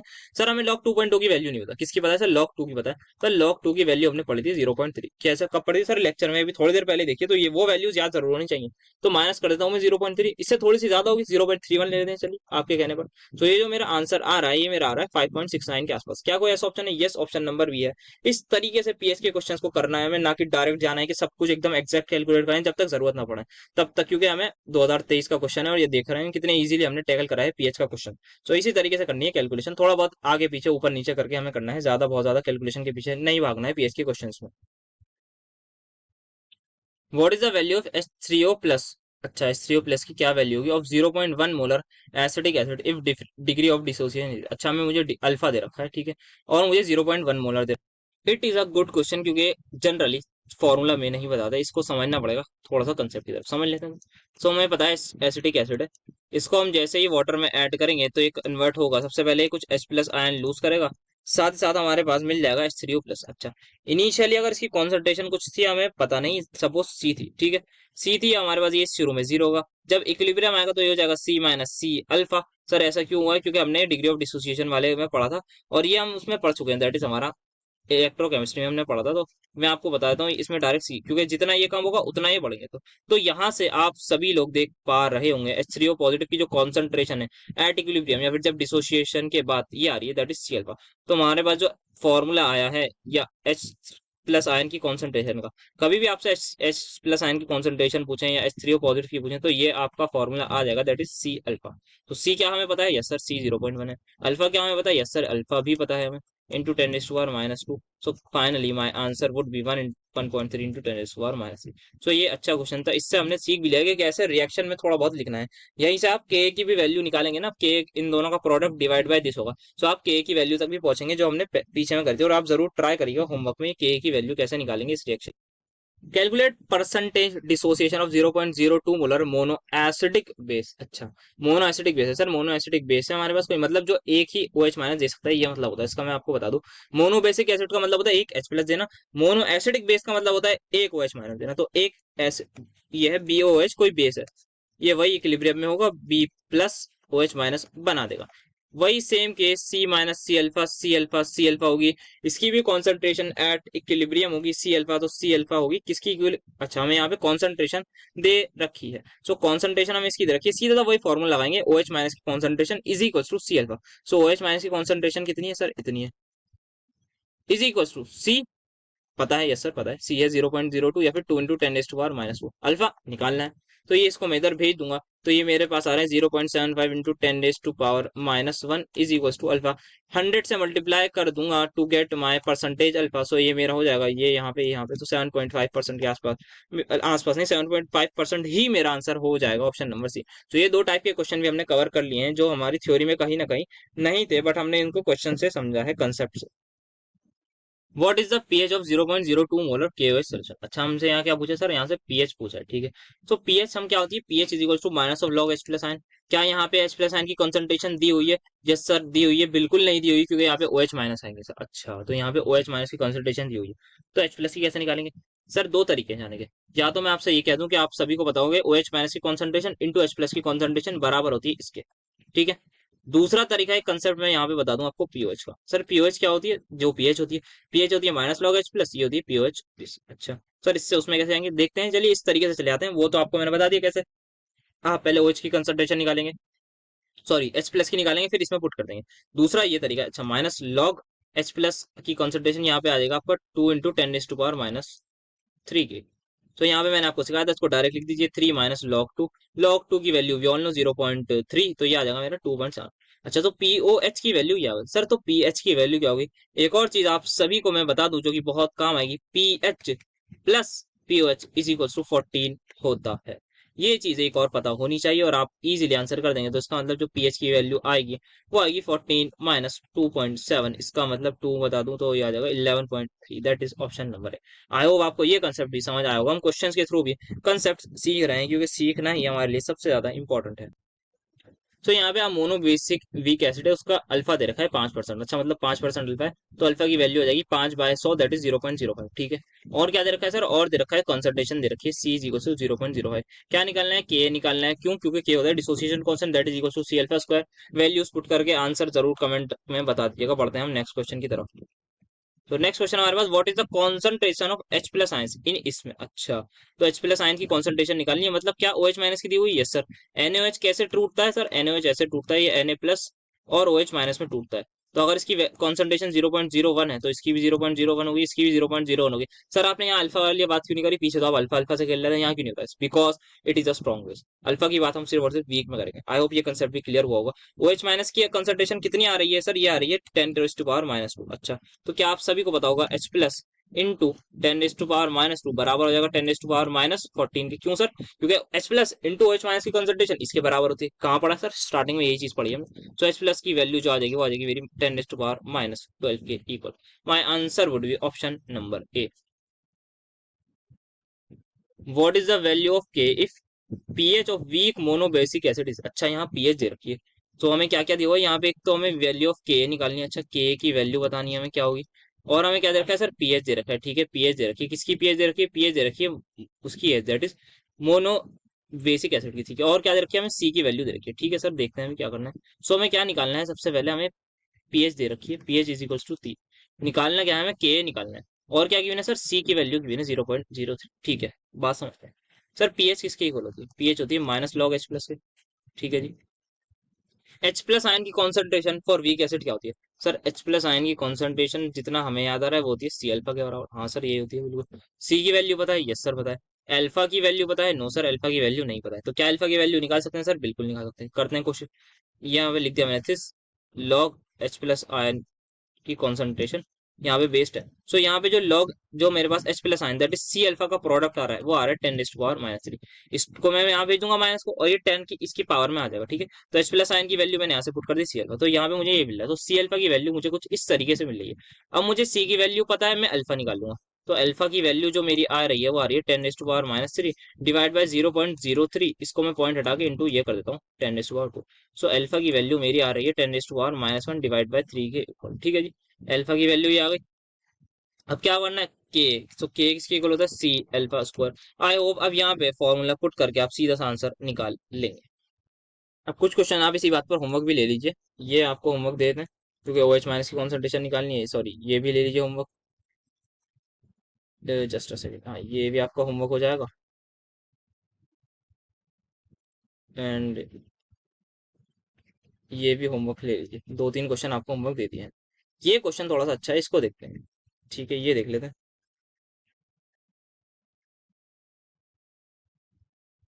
अब यहाँ पे जो है हमें एच प्लस आयन की कॉन्सेंट्रेशन निकालनी है सर। आप व्हाट इज, और हमें क्या दिया हुआ है, ये दिया हुआ है सर। यहाँ पे 0.1 मोलर है, तो इसका मतलब क्या, ये ओ एच माइनस की कॉन्सेंट्रेशन होगी और हम इसको मल्टीप्लाई करेंगे एच प्लस आयन की कॉन्सेंट्रेशन से, और इक्वल टू रख देंगे 10⁻⁻1 के। बट ऐसा नहीं होगा, यहाँ पे ये चीज समझने की है, इसी वजह से मैं ये क्वेश्चन करा रहा हूँ।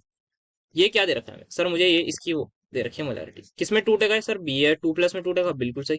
और ओ एच माइनस में टूटेगा, क्या ये रिएक्शन बैलेंस है, नहीं जी, यहाँ पे 2 लगाइए। याद कीजिए मोल कॉन्सेप्ट में स्टोशियोमेट्री पढ़ी थी हमने। यहाँ पे 0.1 लिख दूंगा, यहाँ पे 2 इंटू 0.1 लिखूंगा तो इक्वल होगा मेरे 0.2 मोल की। तो ओ एच माइनस की कॉन्सेंट्रेशन जो आ रही है वो मेरी इसके इक्वल आ रही है। दिस इज द फैक्टर जो हमें यहाँ पे ध्यान रखना था, कि ओ एच माइनस की जो कॉन्सेंट्रेशन है वो इसके इक्वल आएगी इन दिस पर्टिकुलर केस। यहाँ पे सीधी सीधी स्टोशियोमेट्री लगाई। अगेन वो क्वेश्चन, सर अल्फा क्यों नहीं लिया आपने, क्योंकि ये स्ट्रॉन्ग एसिड है, BaOH is a strong acid, ये हमारे पास सेकंड ग्रुप के एलिमेंट का एसिड है, तो काफी स्ट्रॉन्ग एसिड है, और वो भी नीचे होता है काफी, बेरियम जो है काफी नीचे आता है अपने ग्रुप में। तो स्ट्रॉन्ग एसिड होता है इसका, basic basic sorry strong base होता है, काफी अच्छा बेसिक नेचर होता है इसका। तो इसको भी आगे आप कंटिन्यू कर लीजिएगा, ये क्वेश्चन भी आप होमवर्क ले लीजिए। सो चलते हैं अब नेक्स्ट टॉपिक की तरफ, बहुत होमवर्क होगा।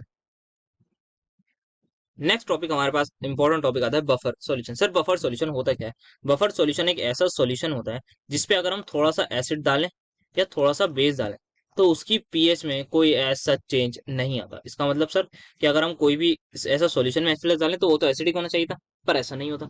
और ओ एच माइनस डालें तो वो बेसिक होना चाहिए था, पर ऐसा नहीं होता। क्यों नहीं होता, क्योंकि वो बफर सॉल्यूशन होता है। इसका लाइव एग्जांपल अगर मैं दूं तो वो हमारा जो ब्लड है, जो हमारा खून है, वो हमारा एक बफर सॉल्यूशन कहलाता है। ठीक है, तो ये इसके दो तरीके के टाइप होते हैं, एक एसिडिक बफर, एक बेसिक बफर। एसिडिक बफर कैसे बनता है, ये ऐसा सॉल्यूशन होता है जिसमें आपके पास वीक एसिड हो और उसकी सॉल्ट हो विद स्ट्रॉन्ग बेस। ये चीज ध्यान रखनी है, जो सॉल्ट होनी चाहिए स्ट्रॉन्ग बेस की तरफ होनी चाहिए। ये एग्जांपल दे रखा है मेरा, यहाँ पे एग्जांपल है CH3COH, क्या है ये मेरे पास वीक एसिड है, और ये वीक एसिड की सॉल्ट है with strong base. Strong base कौन सा है सर, यहाँ पे NaOH है। यहाँ ऐसा मत कर दीजिएगा कि सॉल्ट आपने ये ले ली CH3CO नेगेटिव NH4 पॉजिटिव, कभी अमोनियम हाइड्रोक्साइड की लेने के भाई ये भी तो सॉल्ट है वीक एसिड की, पर वीक एसिड की सॉल्ट किसके साथ होनी चाहिए, स्ट्रॉन्ग बेस। ये है वीक बेस, तो ये नहीं लेना। अब यहाँ पे हेंडरसन हेजलबर्ग साहब की इक्वेशन आती है जो हमें इनकी पीएच निकालने की मदद करवाती है। तो इसकी पीएच का जो फॉर्मूला होता है वो आता है pH is equal to pKa plus log of salt की कॉन्सेंट्रेशन डिवाइड बाय एसिड। बहुत इंपॉर्टेंट फॉर्मूला है, डायरेक्ट सवाल आते हैं इस पर डायरेक्ट, कोई आगे ना पीछे देखने की जरूरत, ना डेरिवेशन की तरफ हमें जाना है इसके इस चक्कर में। डायरेक्ट सवाल आते हैं तो उसी पर देखना है। सिमिलरली बेसिक बफर वो होता है सर, वीक बेस होना चाहिए और स्ट्रॉन्ग एसिड की सॉल्ट होनी चाहिए, जैसे कि यहाँ पे NH4OH है, NH4Cl है। सिमिलरली वही एग्जांपल के यहाँ पे CH3CONH4 नहीं होना चाहिए, क्योंकि कि भाई NH4OH की सॉल्ट है, नहीं जी वो वीक एसिड के साथ होती है, स्ट्रॉन्ग एसिड वाली चाहिए। यहीं पे अगर अगेन आते हैं हमारे पास हेंडरसन हेजलबर्ग साहब, उनकी क्वेश्चन बहुत काम की आती है। वो पीओएच के लिए देते हैं कि पीओएच क्या होती है सर, अभी पीछे पड़ा है, किसके इक्वल होती है, वही pH plus pOH is equal to 14 करके हम इसकी भी पीएच निकाल सकते हैं। अब इसकी कुछ प्रॉपर्टीज होती है, इसकी प्रॉपर्टीज क्या होती है कि अगर कोई भी small amount of strong acid की बात हो रही है या स्ट्रॉन्ग बेस डाला जाएगा तो कोई भी सिग्निफिकेंट पीएच में चेंज नहीं आएगा, जबकि स्ट्रॉन्ग एसिड और स्ट्रॉन्ग बेस डालने पर सर बहुत अच्छा आना चाहिए। The dilution of a buffer will not, अच्छा डाइल्यूशन का मतलब क्या है सर, पानी डालने पर। The pH of a buffer solution doesn't change with time, ऐसा नहीं होगा कि रखे रखे वो टाइम के साथ चेंज होगी। तो ये कुछ बातचीत थी हमारी बफर सोल्यूशन के ऊपर। अब थोड़ा सा इसका जो एप्लीकेशन था, एप्लीकेशन ऑफ बफर सोल्यूशन कहाँ है, बायोकेमिकल सिस्टम में, एग्रीकल्चर में, इंडस्ट्री में, मेडिसिन में, एनालिटिकल केमिस्ट्री में। बस ये थ्योरेटिकल टॉपिक है, था बुक में तो बता दिया बस। अब चलते हैं मेन चीज जो कि इसके क्वेश्चन है उसकी तरफ। अब buffer solution is prepared by mixing 0.01 molar weak acid. अच्छा, वीक एसिड की कॉन्सेंट्रेशन जो मुझे दे रखी है वो दे रखी है 0.01 and 0.05 molar solution of salt of weak acid and strong base. Low, strong base कह दिया है तो मतलब ये कौन सा बफर है सर, ये एसिडिक बफर है और सॉल्ट की कॉन्सेंट्रेशन मुझे दे रखी है 0.05। अच्छा, what is the pH sir, pH का फॉर्मूला क्या था, एक बार लिख देते हैं, p K A plus log of salt by acid. ठीक है, पी के ए कितना है sir 4.74 plus log of salt कितनी दे रखी है सर, सॉल्ट की दे रखी है मुझे 0.05 डिवाइड बाय 0.01। ये हटाएंगे तो लॉग 5। सर लॉग 5 की वैल्यू आपने कुछ बताई तो थी, कब बताई सर, लेक्चर के शुरू में बताई थी, जो की थी 0.7 के इक्वल। सो मेरा फाइनल आंसर आ जाएगा 5.44, that is option number C. कितना आसान क्वेश्चन आया हुआ है बफर सॉल्यूशन के ऊपर। बढ़ते हैं नेक्स्ट क्वेश्चन भी देखते हैं, 2023 का सवाल। अब buffer solution is prepared by mixing 0.1 molar ammonia solution. अच्छा, मतलब अमोनिया सॉल्यूशन है सर, मतलब NH4 का NH3 का सॉल्यूशन है। NH3 क्या है सर, बेस है सर, कैसा बेस है सर, वीक बेस होता है। अच्छा, NH3 मतलब बेस की कॉन्सेंट्रेशन मुझे दे रखी है 0.1। और क्या दे रखी है सर, और मुझे दे रखी है NH4Cl की, मतलब सॉल्ट की कॉन्सेंट्रेशन दे रखी है कितनी 0.25। ठीक है, और क्या दे रखा है, what is the value of pK. अच्छा, मुझे पीके भी निकालना है, ये दिया हुआ नहीं तो क्या दिया हुआ सर, पीओएच दी हुई है मुझे। पीओएच कितनी दे रखी है 600। पीओएच किसके इक्वल होती है, pKb plus log of salt by acid. ठीक है जी, अब ये है 6 के इक्वल, पी के भी निकालना है, इसको मैं एक्स लिख रहा हूँ, ज्यादा लिखना नहीं पड़ेगा। लॉग ऑफ सॉल्ट कितनी दे रखी है 0.25 डिवाइड बाय 0.1। ये अब ये जो लिखा हुआ है इसको मैं यहाँ लिख देता हूँ कि ये मेरा इक्वल होगा लॉग ऑफ 2.5 पे लिख रहा हूँ मैं लॉग ऑफ 5/2, और लॉग की प्रॉपर्टी से मैं लिख रहा हूँ लॉग 5 माइनस लॉग 2 के इक्वल इसको। सो ये इक्वल अब मेरा आ जाएगा, लॉग 5 होता है 0.7 माइनस 0.3, यस, तो ये मेरा आ जाएगा 0.4। So X plus 0.4 is equal to this, so X की वैल्यू आ जाएगी 6 माइनस 0.4, दैट इज 5.6 के इक्वल। आई होप आपको ये कैलकुलेशन समझ में आई होगी, कैसे मैंने करा है, यहाँ लॉग की प्रॉपर्टी लगाई है, किस तरीके से इंटेलेक्चुअल तरीके से मैंने 2.5 को 5/2 लिखा और फिर अपनी प्रॉपर्टी लगाई और अपने आंसर तक पहुंचा। जो मैंने आपको वैल्यूज बताई थी वही हमारी मैक्सिमम यूज होंगी, अगर कुछ कॉम्प्लिकेटेड वैल्यू होगी तो वो भाई वो देंगे क्वेश्चन में, ऐसा नहीं होगा कि वो भी निकल पाएंगे, बट फिर हम हमें थोड़ा बहुत आइडिया भी है किस तरीके से हम आइडिया से भी जा सकते हैं। सो आंसर फिलहाल के लिए ऑप्शन नंबर ए होगा। Calculate the pH of a buffer solution containing, low salt की भी दे दी, यहाँ पे वीक एसिड की भी दे दी, पी के भी दे दिया, क्या करेंगे, होमवर्क करेंगे भाई, क्योंकि सीधा सा फॉर्मूला है ना। बढ़ते हैं नेक्स्ट। अब buffer solution is prepared by mixing 0 point this sodium acid है। अच्छा, ये मुझे किसकी दे दी है, मुझे सॉल्ट की दे दी, कौन सी सॉल्ट सर, स्ट्रॉन्ग बेस और वीक एसिड। वीक एसिड क्या है, एसिटिक एसिड है, और अच्छा इसकी भी कॉन्सेंट्रेशन दे दी एसिड की। सर पी के भी दे दिया, पीएच पूछ लिया, फॉर्मूला लगा के आंसर हम कमेंट में बता देंगे, आप सभी ये लोग कह रहे हो। नेक्स्ट क्वेश्चन हमारे पास आता है, what is the pH of a solution containing 4 into 10 अच्छा भाई ये क्या दे रखा है, आप सोच रहे होंगे कि एसिडिक एसिड की 4 into 10 दे रखी है। इसका मतलब सबसे पहले मैं आपको ये बात बता दूं, ये मुझे जो 4 into 10 - 10 है, मोल पर डीएम क्यूब इक्वल होता है मोल पर लीटर के, और मोल पर लीटर इक्वल होता है हमारा मोलैरिटी के। तो क्या दी हुई है, कॉन्सेंट्रेशन, डरने की कोई बात नहीं है। और ये सोडियम एसिडेट की दे रखी है 0.4 मोलर, मोल पर डीएम क्यूब सेम बात होती है, वही होता है हमारे पास मोलैरिटी के इक्वल। तो ये पता है, ये पता है, और पीके पता है, सब कुछ पता है। पीएच निकालनी है क्या, हाँ सर पीएच निकालनी है, pK plus log of salt by acid. Salt कितनी है सर, सॉल्ट एसिटिक एसिड नहीं है, सॉल्ट की कितनी है 0.4, सो 4 into 10 - 1 डिवाइड बाय 4 into 10 - 3, इससे ये कटा, ये ऊपर गए तो ये हो जाएगा 10 to 2, और 10 to 2 मतलब 100, और लॉग 100 की वैल्यू यहाँ भी दे रखी है, और हमें भी पता है कि 10 to 2 लिखिए, पीछे 2 ले आएंगे लॉग के, और ये लॉग 10 1 हो जाएगा, तो ये 2 आ जाता है अप्रोक्सीमेट इक्वल टू 2 आ जाता है। तो ये जो मेरा इक्वल आ रहा है 4.76 प्लस लॉग 100 के, तो मेरा फाइनल आंसर आ जाएगा 6.76 के equal, that is my option number C. बढ़ते हैं नेक्स्ट की तरफ। A buffer solution is prepared by mixing equimolar acetic acid and sodium acetate. If Ka of this find pH। अच्छा, तो मुझे pH का फॉर्मूला जो पता था अभी तक वो ये पता था, pKa plus log of salt by acid. ना मुझे सॉल्ट के बारे में कंसंट्रेशन दे रखी ना एसिड के बारे में, बट एक चीज ये दे रखी है इक्विमोलर। सर इक्विमोलर का मतलब ये है जो भी एसिड की कॉन्सेंट्रेशन है वो बराबर है सॉल्ट के। अच्छा बिल्कुल सही बात है, अगर एसिड और बेस की बराबर है तो इन दोनों को मैं कैंसिल करके 1 के इक्वल लिख सकता हूँ, और log बेस 10 आर्ग्यूमेंट 1 इक्वल होता है जीरो के, तो ये पूरा फैक्टर मेरा हो जाएगा जीरो, क्योंकि 10⁻0 इक्वल टू 1 होता है ना, इसी वजह से ये जीरो हो गया। तो इसका मतलब मेरी पीएच किसकी इक्वल आ रही है, पीके के। सर पीके कैसे निकालेंगे, पीके हम निकालेंगे माइनस ऑफ लॉग के। कोई भी किसी भी चीज का पी निकालना हो ना, उसके पीछे पी लगाओ, तो माइनस ऑफ लॉग उसी को कर दो। जैसे पीएच में क्या निकालना होता है हमें, minus of log S plus करते हैं, इसकी एस प्लस की करते हैं, पी के में माइनस ऑफ लॉग के, पी के बी में माइनस ऑफ लॉग के बी, ये करते हैं बस 1.78 इंटू दिस। तो मैंने आपको बताया इसको लिखने का तरीका, 5 - log 1.7। मुझे पता है log 2 की वैल्यू होती है 0.3, तो 1.7 है, तो मतलब ये 0.3 से कम होगी, तो मैं इसको ऐसे ही ले लेता हूँ 2.5। 0. क्योंकि ये सॉरी 2.5 बहुत ज्यादा हो गया, 0.25 0.3 से कम होगी, क्योंकि log 2 की वैल्यू ये होती है 0.3, उससे कम मतलब 0.25 में मान लेता हूँ, तो मेरा आंसर लगभग आना चाहिए 5 नहीं 4.75 के आसपास। और देखिए कितना अप्रोक्सीमेट तुक्का लगा है, और आंसर भी यही है, बिल्कुल एक्यूरेट तुक्का लगा है हमारा। यहाँ पे ये सब सारे के सारे गलत, बहुत दूर दूर आंसर थे, इसलिए हम ये काम कर पा रहे हैं। और ऐसा ही होगा भाई, लॉग के क्वेश्चन में बहुत ज्यादा हार्ड क्वेश्चन नहीं देंगे, इसी तरीके से हम आंसर पा लेंगे। तो हमारा आंसर हो गया ऑप्शन नंबर। आई होप आपको बफर क्वेश्चन बहुत अच्छे से समझ में आएंगे, और कुछ नहीं है, सिर्फ एक ही फॉर्मूले पर बातचीत कर रहे हैं बार बार। बहुत अच्छे से हमने इस फॉर्मूले को समझ लिया है, सीख लिया है, अप्लाई कर लिया है पीवाईक्यूज में। कुछ बहुत डरने की बात नहीं है, लॉग वॉग बस डराने के लिए होता है। और बाकी हमने ये तरीका, मेन चीज ये वाला काफी ज्यादा मुश्किल तरीका था, ये भी देख लिया हमने। डायरेक्ट इसको कैसे लिखना है, 5 पीछे लाइए माइनस ये कर दीजिए।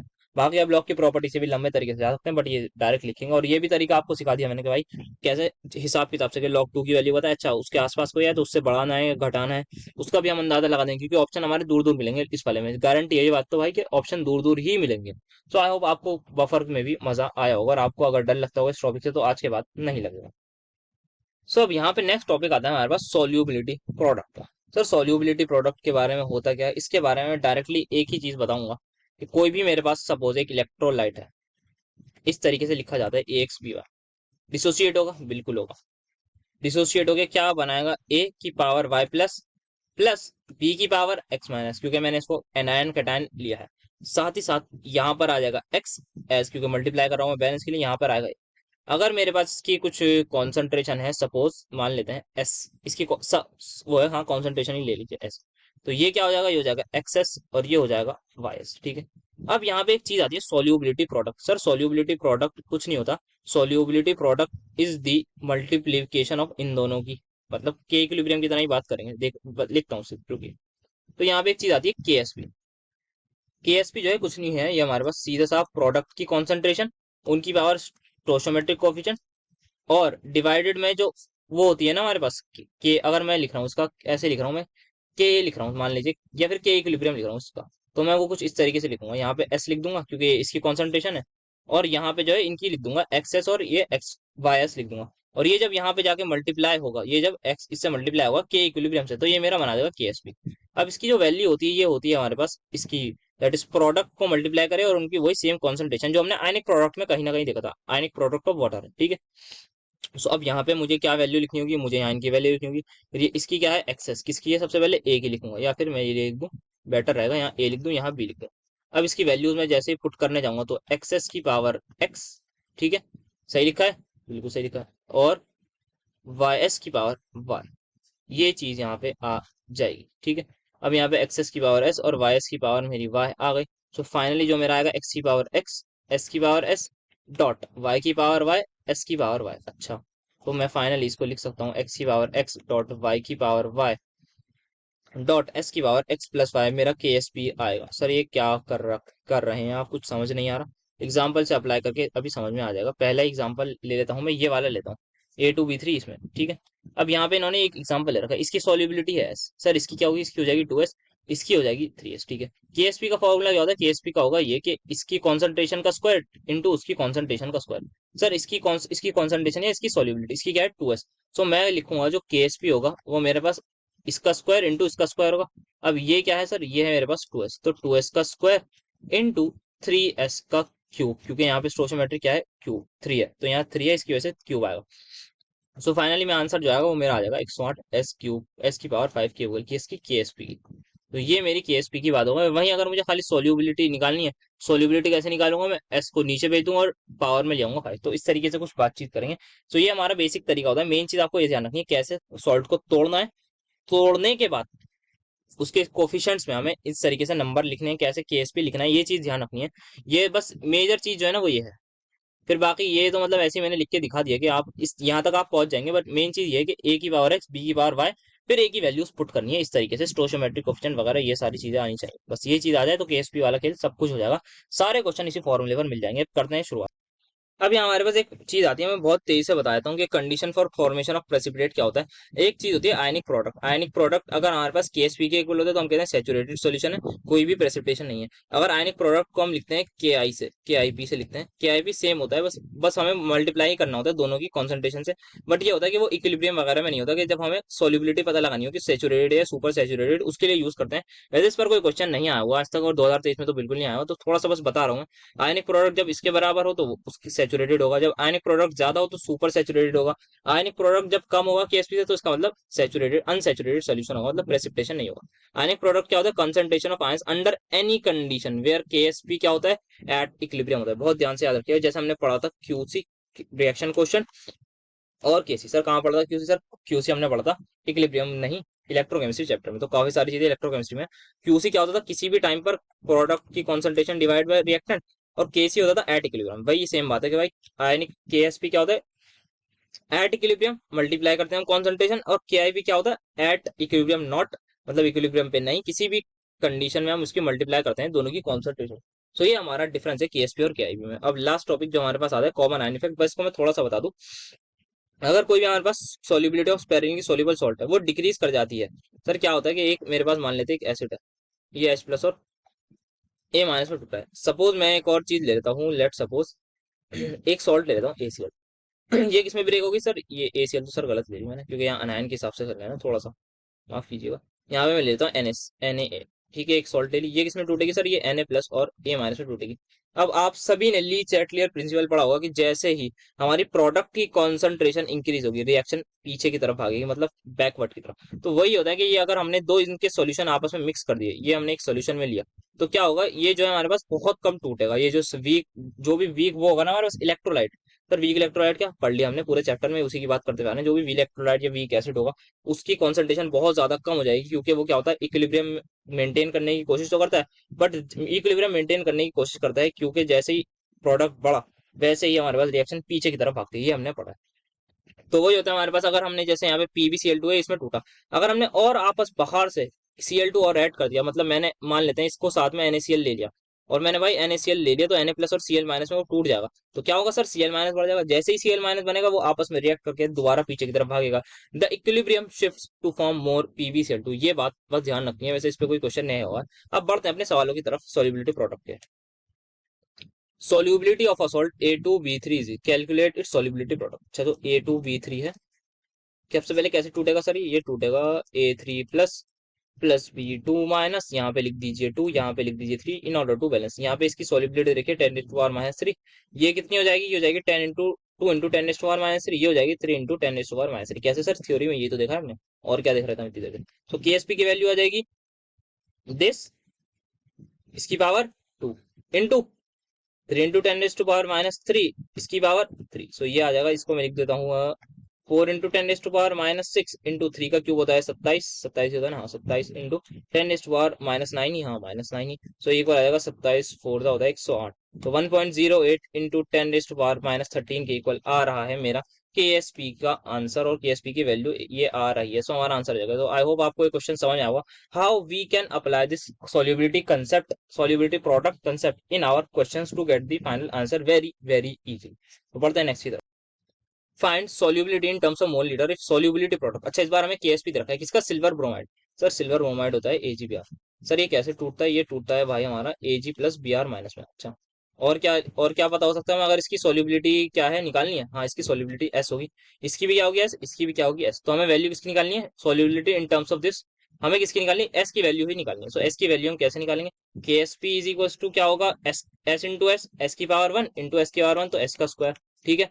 और ये किसके इक्वल हो जाएगा, केएसपी है हमारे पास 6.4 इंटू 10⁻⁻14 है। इसको मैं कन्वर्ट करके लिख रहा हूँ 64 इंटू 10⁻⁻14 में, और एस की वैल्यू मेरी आ जाएगी अंडर रूट 64 इंटू 10⁻⁻14।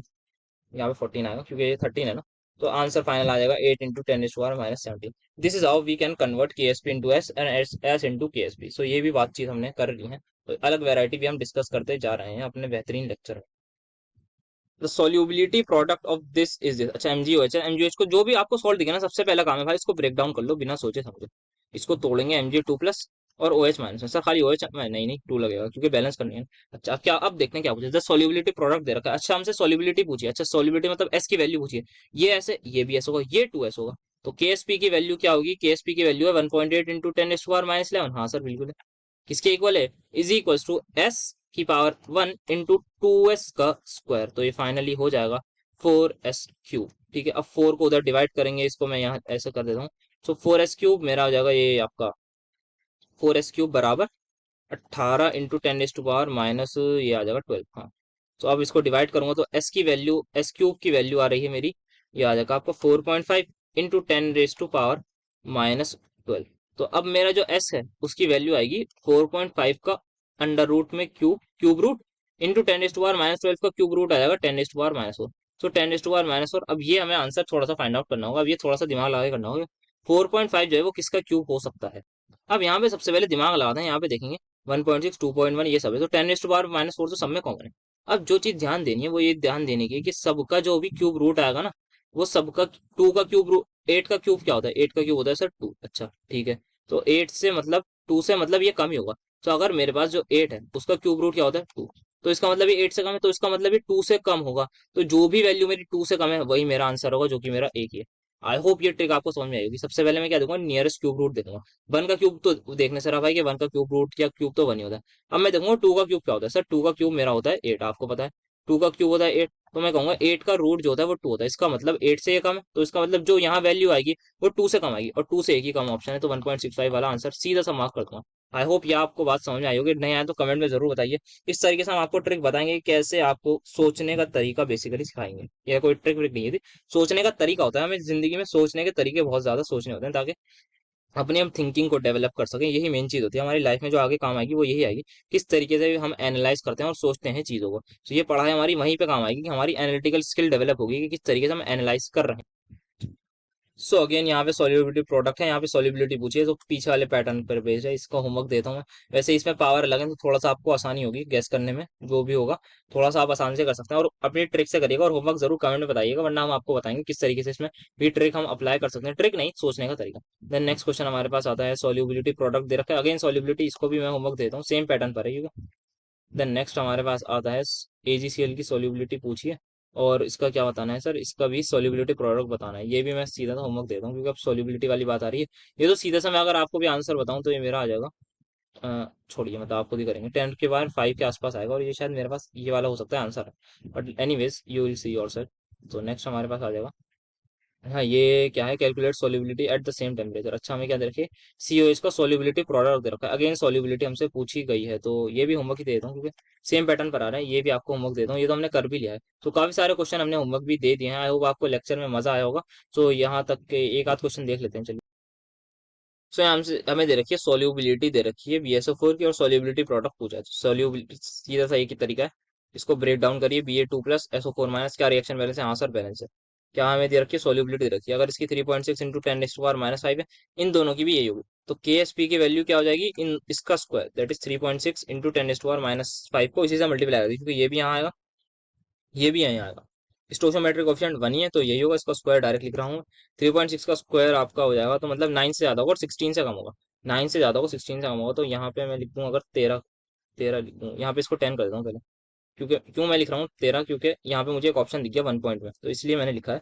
और ये मेरा हो जाएगा 1.3 इंटू 10⁻⁻ आएंगे। तो मैंने ये क्या करा है, यहाँ पे अपना वही अगेन दिमाग लगाया है कि ये हमारे पास इसका स्क्वायर जो है वो 9 से ज्यादा होगा और 16 से कम होगा, तो उसके बीच में हम देखूंगा कोई भी क्या 9 और 16 के बीच में कोई ऑप्शन आ रहा है? सर ये 5 तो नहीं आएगा, ये भी नहीं आएगा, 2.3, बट 13 आता है। क्योंकि 13 आता है, तो इसलिए यहाँ पे 1.3 इन्होंने पावर कम कर रखी है ना। तो इस तरीके से भी सोचना है कि यहाँ 10 की पावर -10। तो ये आपको मैं सिखा रहा हूँ थिंकिंग, कैसे आप कैलकुलेशन पास कर सकते हैं। आई होप आपको ये सारी चीजें मुश्किल नहीं लग रही होंगी, समझ में आती होंगी, बल्कि थोड़ी बहुत बस सोचने का नजरिया आपको बदलना है, किस इस तरीके से आप और चीज़ों को सोच सकते हो और हमारा सही होगा। तो आज का लेक्चर काफ़ी अच्छा रहा हमारा, मतलब ऑलमोस्ट सारे टॉपिक्स हमने कवर कर लिए हैं। आयनिक इक्विलिब्रियम के बहुत सारे पीवाईक्यूज भी हमने डिस्कस कर लिए हैं। और आई होप आपने हमारे सारे लेक्चर जो पीछे के हो चुके हैं वो सारे देख लिए होंगे। हमारी प्लेलिस्ट की लिंक भी आपको डिस्क्रिप्शन में मिल जाएंगी। बहुत सारे लेक्चर्स हमने डिस्कस करे हैं और ऐसे ही काफ़ी सारे ट्रिक्स भी हमने डिस्कस करी हैं।